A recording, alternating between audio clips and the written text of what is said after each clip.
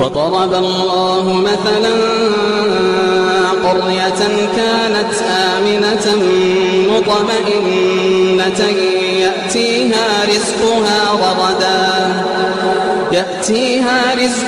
رغدا من كل مكان فكفرت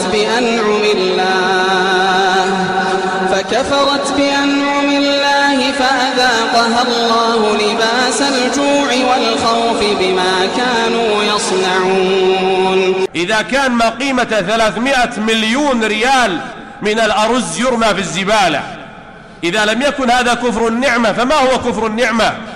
إذا لم يكن صرف 17 مليار ريال في التدخين سنويا، إذا لم يكن هذا كفر النعمة فما هو كفر النعمة؟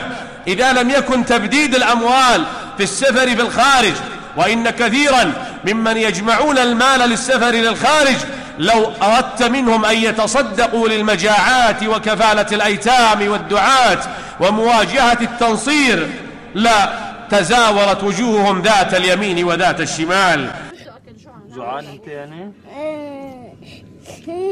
أنا جوعان.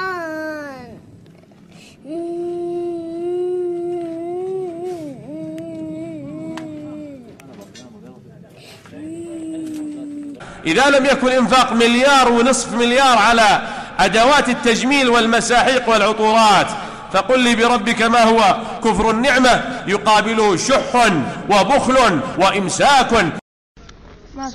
شو عم تاكل؟